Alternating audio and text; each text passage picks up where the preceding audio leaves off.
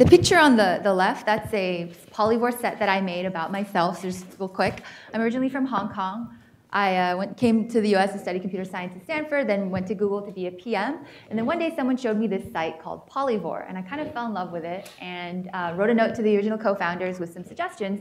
They hired me as a PM, and I became the VP of product, and then I became CEO about 2 years ago. I also love manga, drawing, and bacon, and sci-fi movies like Riddick. And if you want to follow me on Twitter, I'm at Jessica. So just a quick overview of what Polyvore is. We're a new way for people to discover and shop for things that they love in fashion, lifestyle, beauty, home. So what happens is people use our tools to mix and match their favorite products from Zappos, from Gap, from all over the web into collages that we call sets. So you can see on the left, that one is a fashion collage, sort of an outfit. And the one on the right is a home decor collage. So topic of my talk today is content, commerce, and community. Why this matters, and then some quick tips on how to do each of those very, very well that hopefully you can take into your companies and your startups. And then just some time for Q&A. So commerce, content, community.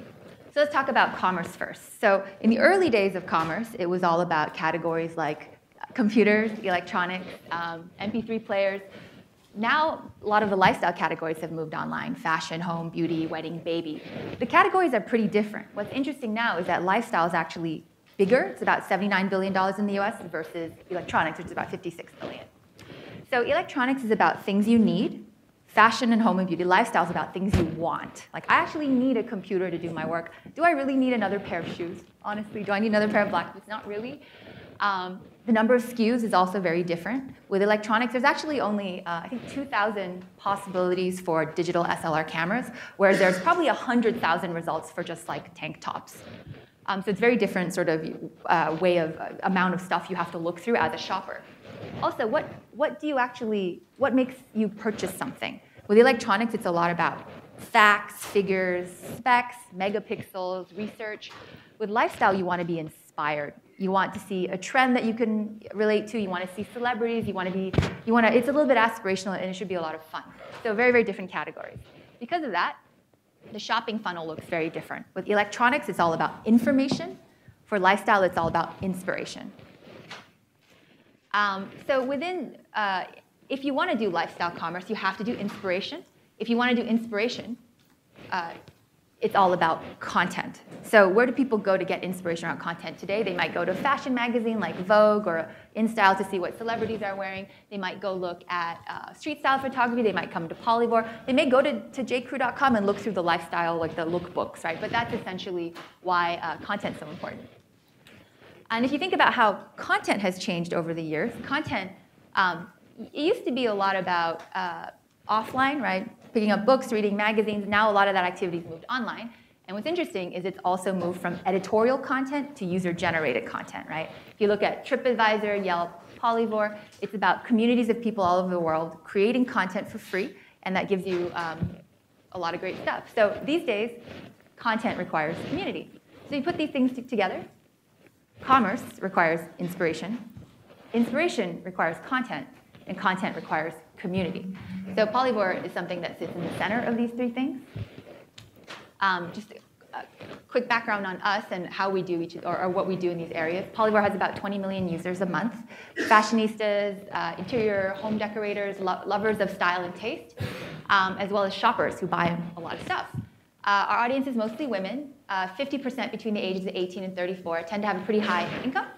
They create 4 million of these sets every month, and we are, sorry, I think these slides got messed up in the import. My apologies, but we are a top driver of sales and customers. What was there before was a infographic from Rich Relevance, which is they power a lot of, they're a third party that a lot of retailers work with. And they did an analysis of 800 million shopping sessions with retailers and found that Facebook was the largest driver of social commerce traffic, of sales, sorry, followed by Polyvore, followed by Pinterest, followed by Twitter. And so that has nothing to do with the actual size of those sites. Like, obviously, Facebook has way more users, but in terms of driving sales and shopping, Polyvore is actually pretty high up there. So first step is to really build community. You have to build an awesome community of people. So how we do that? 3 tips. you really need to build community into your culture and into your DNA. Then you have to, when you have a community, you have to authentically communicate with them. And then you have to remember that your success is tied to your community success. So what we do, we've baked community and the concept of community into our DNA, into our core values. So these are our core values: delight the user, do a few things well, and make an impact. And the first value, delight the user, is all about, embrace your community, love your community. That's also baked into new hire orientation. So every person who joins the company is put through orientation with our community managers to say, here's who our customers are, here's what they say to us, here's what they mean to us. Then, our office is actually also decorated entirely with community content, the sets that they make, as well as the love letters. We make sure the love letters get circulated from desk to desk, and people can see all the love notes, the thank you notes, the flowers we receive on Valentine's Day. It's just baked. It's all around you. You can't escape it in the office, and so you feel that love from the community. The second piece is, having a community and having a relationship with them is no different than your relationship with your significant other. And everyone knows that the secret there is authentic, transparent communication. When you're mad about something, when you're happy about something, you have to share and you have to talk about it. So what inevitably happens at startups is you're going to screw something up, right? It's just going to happen. When that does happen, you really need to act like a human. You need to talk authentically. You need to say sorry. I don't know why a lot of companies try to stay away from apologizing to their communities when that's all they want to hear. They just wanted to hear, I'm sorry we screwed that up. This is an example of something we accidentally turned on all of our experimental features all at once this one time. And we just wrote to the community, we are so sorry. Here's what happened. This was an accident, and we're sorry this upset you. When we have things to celebrate internally, like we were mentioned in a New Yorker article, we wanted to share with the community how much that meant to us and how grateful we were to them. So we wrote to them, every ounce of Polyvore's success is a credit to the creativity, passion, and unwavering love and support you bring to the site every day. So they know that they're part of it. It's not our article. It's not just the Polyvore article. It's about all of us. Thirdly, one thing that we do when we roll out new features, we write blog posts about them. And we try to explain why we've made the changes. It's amazing how that can go a really long way, just explaining why.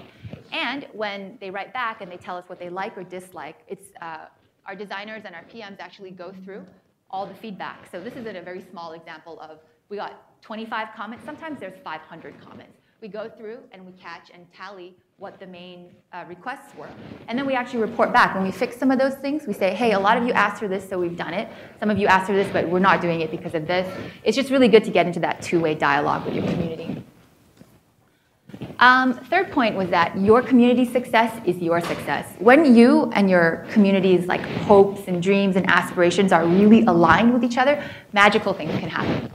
So Polyvore started with fashion, and we know we have a lot of members who want to be in the fashion industry, who want to be editors, who want to sort of be involved. But it's hard to get into the fashion industry. So what we do is when we get tickets for Fashion Week, why should I go to Fashion Week? I should just give them to the community. So what we did is we sent some of our community members to be correspondents to cover Fashion Week for us. So this is Gabrielle from Wisconsin and Florencia from Boston, and we gave them the chance to go and cover Fashion Week for Polyvore back to the community. This is a fun thing for them, but then there's also the more professional folks who are actually this is a blogger, Lust for Life.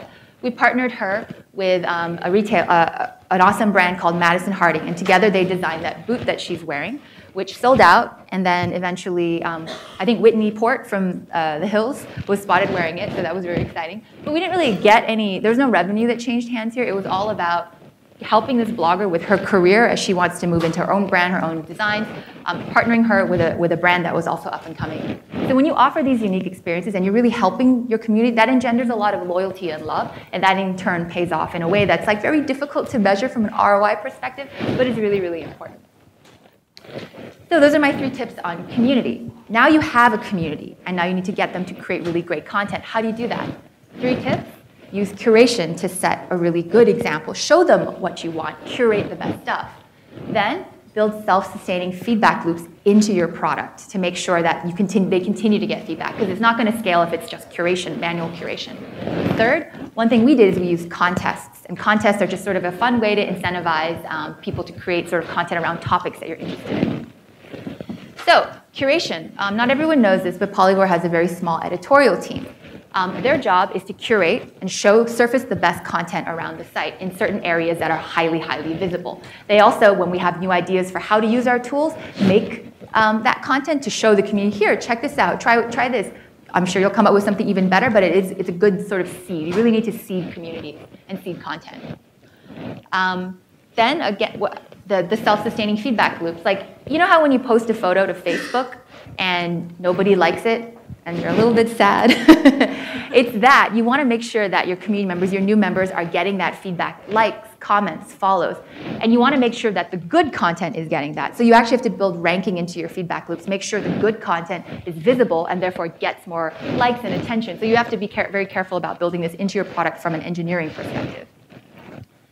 Third thing that we did, which is very simple to do, doesn't require too much engineering, is contests. In the very beginning, when we were small, our contests were all just about social credibility. Like, you get trophies to put on your profile. Yay, you're sort of more prominent in the community. But once we were able to have more resources, we were able to do more exciting things. Like, so this is House of Oatness. She's amazing, awesome user, such a nice person. And she's won a ton of our contests. But as we started to get larger, we were able to give cooler prizes. So she actually got to style Britt Morin for the Today Show. So she got to see an outfit that she styled go on TV. She got to watch the taping, meet the folks at the show, and sit and watch the show. And it was just sort of a, very difficult kind of, we have access to this kind of stuff because we're a company, we work with these folks, but to offer that to the community and to give back to them, I think can also result in them creating beautiful content. And you should just reward the top content creators. So now you have a community, they're creating great content. The really, really hard part is how do you get that to drive sales? So 3 tips. Good, clean data is king. You have to have good data. Second, don't forget about personalization. Personalization is incredibly important. And third, build great tools for your brands and your retailers so they know how much value you're driving. So I'll go into these in a little bit more detail. Good, clean data is really, really important for shopping because shoppers do not have the patience. They don't want to click on something and then get this page cannot be found or out of stock. They don't want to click on broken links. They found that item they love and they just want to buy it. So this is really, really important. So to make that happen, even though we were a lot smaller when we started doing this, we actually went and built the technology to have a crawler system, right? You can get affiliate data feeds, you can get data from a lot of places, but you really do actually need to invest in this if you're invest in getting good data, and so that's how we did it in the early days. We wrote a crawler system, it goes out and crawls, and you want to be efficient, you want to do more with less, so we actually built a lot of automation into our crawlers. The triage system, when a crawler breaks because jcrew.com changed their website, it's all automated, and we've released that into the wild if anyone is interested in automated crawler triage. We made that open. Another reason that good, clean data is king is because recommendations rely on good data. So these are 2 products that we know on Polyvore, that we know that they're similar. They're actually different products, but they both are like, pink and purple and drapey, cape-ish sort of products. The reason that we know that is because we invested in building technology around this stuff. So we've built training data, machine learning classifiers, evaluation tools, and a Mechanical Turk API. And it is a lot of work, but it is totally worth doing. So this is an example of one of our eval tools where we can show you, like, these are the different products, the colors, what we know about them, and that's how we know that they're similar. I can't stress enough that this is worth investing in. Secondly, personalization. I just wanted to share a little stat that personalization, even the dumbest form of personalization, which is just showing people things that are in their price range, we found produced a 15% lift in revenue in shopping. So it's not a nice to have, it's a necessity if you're going to build an e-commerce site, if you're going to build anything related to shopping. My last point within commerce is about building great tools.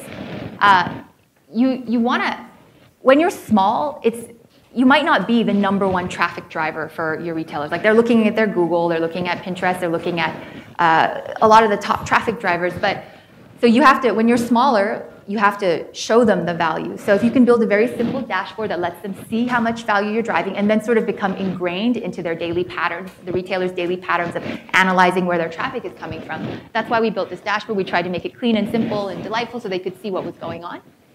And then once they started realizing that there was value, Then we started to build in controls, so retailers can crank up how much traffic they get by paying us, and then adjust and hit daily budgets. But we only were able to build these kinds of tools after we showed them the value. So the easier you make it for the retailers, the easier you, the more you show them what you're worth, the better.